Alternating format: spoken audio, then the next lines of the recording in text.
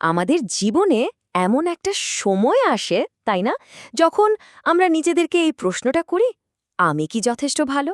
আমি কি ঠিক করছি? চলুন আজ এমনই এক গভীর ব্যক্তিগত অনুভূতির ভেতর ডুব দেওয়া যা।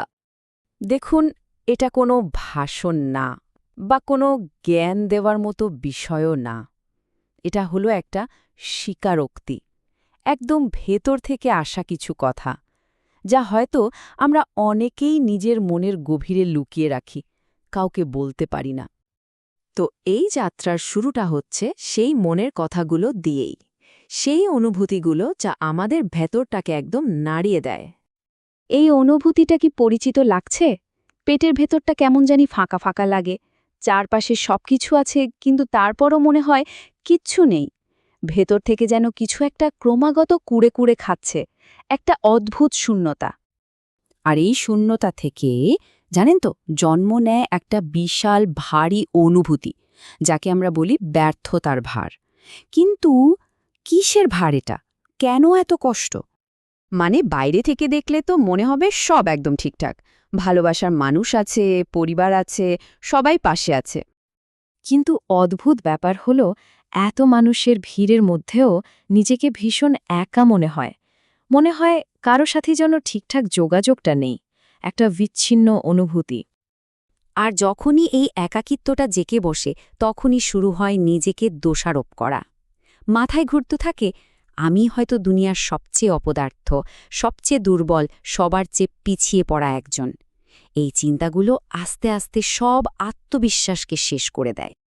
এখানে ব্যর্থতার মানেটা কিন্তু চাকরি বা টাকা পয়সার ব্যর্থতা নয়। এর মানেটা আরও অনেক গভীর, অনেক বেশি ব্যক্তিগত। ব্যর্থতা মানে হল মা বাবার জন্য কিছু করতে না পারা, তাদের মনটা জয় করতে না পারা, তাদের ঠিকমতো যত্ন নিতে না পারা। কিন্তু জানেন, এই সব কিছুর মধ্যে সবচেয়ে বেশি কষ্টটা ঠিক কোথায় লাগে? এইখানেই হলো আসল দ্বন্দ্বটা। একদিকে আছে মা বাবার অপুরন্ত ভালোবাসা, তাদের বিশ্বাস, আর ঠিক তার উল্টো দিকে আছে আমার নিজের ব্যর্থতার এই তীব্র অনুভূতি। আর সবচেয়ে কষ্টের বিষয় হলো, তাদের ওই ভালোবাসা আর বিশ্বাসটাই যেন কষ্টটাকে আরও হাজার গুণ বাড়িয়ে দেয়। কারণ তখন মনে হতে থাকে যে ওরা আমাকে এত ভালোবাসে, এত বিশ্বাস করে, আর আমি তো এই বিশ্বাসের যোগ্যই নই। তখন ওই ভালোবাসাটা আশীর্বাদের বদলে একটা বিরাট বোঝা মনে হয়। কিন্তু এই যে এত হতাশা, এত কষ্ট, এর মধ্যেই হঠাৎ করে একটা মোড় আসে। মাথায় আসে একটা ছোট্ট প্রশ্ন, যা পুরো ভাবনাটাকেই হয়তো বদলে দিতে পারে। আমাদের অনেকেরই তো এটা মনে হয়, তাই না? চারপাশে তাকালে দেখি সবাই কত এগিয়ে যাচ্ছে, বন্ধুবান্ধব, পরিচিত সবাই। আর আমি যেন সেই একই জায়গায় আটকে আছি, সময় চলছে কিন্তু আমি চলছি না। আর ঠিক সেই মুহূর্তে নিজের ভেতর থেকে প্রশ্নটা উঠে আসে, আমি কি আসলেই ব্যর্থ? সত্যি কি আমি একজন ফেলিয়ার? আর এখানেই হলো আসল ব্যাপারটা। একটা অন্যরকম চিন্তা মাথায় আসে। আচ্ছা, আমি যদি সত্যিই এত অপদার্থ হতাম, তাহলে কি আমার এত কষ্ট হতো? এই যে খারাপ লাগাটা, এই যে যন্ত্রণাটা, এটাই তো প্রমাণ করে যে আমার ভেতরে অনুভূতি বেঁচে আছে, তাই না? মানে আমি যদি আসলেই খারাপ হতাম, তাহলে মা বাবার জন্য আমার এই কষ্টটা হতো, এই যে তাদের জন্য কিছু করতে না পারার যন্ত্রণা, এটাই তো বলে দেয় যে আমি তাদের কতটা ভালোবাসি, তাদের জন্য ভালো কিছু করতে চাই। তার মানে আমি খারাপ মানুষ নই।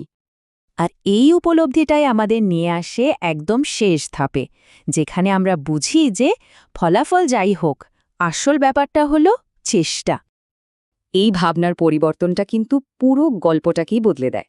পুরনো বিশ্বাসটা ছিল আমি পিছিয়ে পড়েছি, কিন্তু নতুন উপলব্ধি হলো, হ্যাঁ, হয়তো পিছিয়ে আছি, কিন্তু আমি তো থেমে যাইনি, আমি চেষ্টা করছি।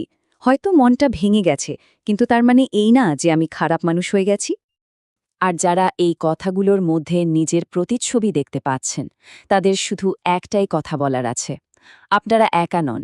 বিশ্বাস করুন, এই লড়াইয়ে অনেকেই লড়ছে, আর আপনিও লড়েই যাচ্ছেন। তাহলে এখন পথটা কি? খুব সহজ। আজ যদি না হয় কাল হবে, কাল না হলে পরশু হবে। ধীরে ধীরে হোক, কিন্তু হোক। থেমে যাওয়ার কোনো দরকার নেই। কারণ দিন শেষে মা বাবার কাছে কিন্তু সন্তানের সফল হওয়ার থেকেও বেশি জরুরি হল তার সততা। তারা দেখতে চান তাদের সন্তান সৎ আছে কিনা, সে চেষ্টা করছে কিনা। এই চেষ্টাই তাদের কাছে সবচেয়ে বেশি মূল্যবান। তাই এই কথাটা খুব গুরুত্বপূর্ণ। আজ আমি হয়তো খুব শক্তিশালী নই, কিন্তু আমি সত্যি, আর এই সত্যিটা মেনে নেওয়ার মধ্যেই হয়তো আসল শক্তি লুকিয়ে আছে। আমার মতো একজনের মনের কথাগুলো এত মন দিয়ে শোনার জন্য অনেক ধন্যবাদ। হয়তো দিনের শেষে আমাদের সবারই নিজের প্রতি একটুখানি সহানুভূতি আর ভালোবাসা দরকার।